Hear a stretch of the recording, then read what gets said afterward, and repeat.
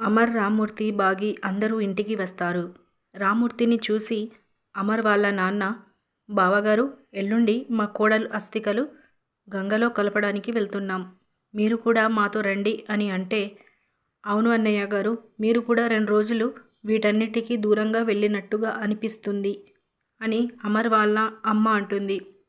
వస్తానమ్మా, దూరంగా పారిపోవడానికి కాదు, దూరమైన బంధాల బాధ్యతలు తీసుకోవడానికి వస్తాను అని రామ్మూర్తి చాలా బాధపడుతూ అంటూ ఉంటే, బాగి, మనోహరి అందరూ ఒక్కసారిగా షాక్ అవుతారు.